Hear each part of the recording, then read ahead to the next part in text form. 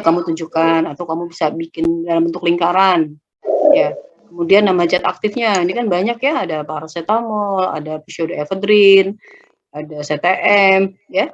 Nama zat aktifnya, kalian kasih panah, bisa dilingkari, kasih tanda. Ini menginformasikan zat aktif obat, ya. Ada logo obat, ya, logo obat bebasnya, apa dia bebas terbatas atau bebas, ya, atau misalnya obat keras gitu. Ini kalian kasih tanda, ini logo obat bebas, ya.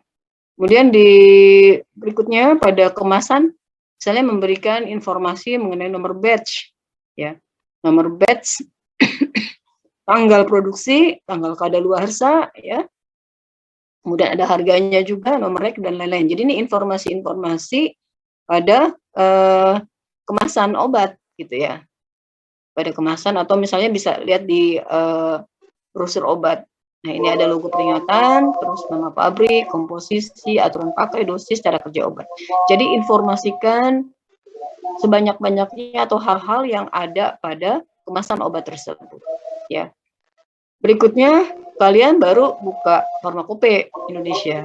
Nah, cari inden zat aktifnya, misalnya indikasinya untuk apa, kemudian kontraindikasinya untuk apa, ya, dan lain-lain, ya.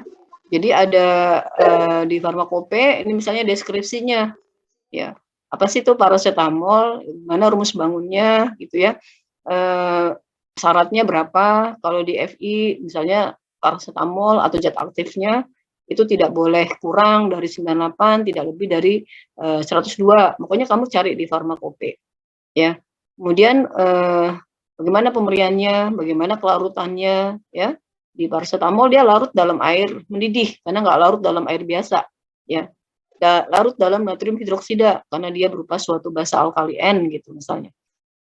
Kemudian juga di Farmakope juga ada baku pembandingnya, baku pembanding murni FI, ya. Kalau di baku pembandingnya paracetamol itu tidak boleh dikeringkan, simpan dalam wadah tertutup rapat, ya, dan seterusnya. Indikasi zat aktif, ya. Nah, ini untuk paracetamol. Kemudian di paracetamol juga di Farmakope ada uji batas cemaran, ya. Ini juga bisa kalian cantumkan di tugas kalian, terus bagaimana kondisi penyimpanannya, ya. Dalam wadah rapat, tidak tembus cahaya, ya.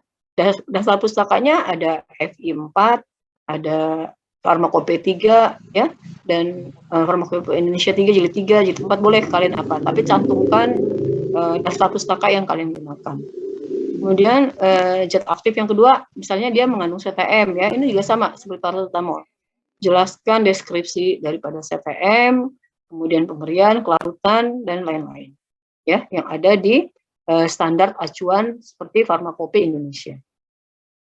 Nah, jadi ini nanti tugasnya untuk tugas pertamanya, ya, memberikan informasi apa saja yang ada pada kemasan dan informasi terhadap zat aktif pada obat tersebut, gitu. Oke, di sini ada yang mau ditanyakan?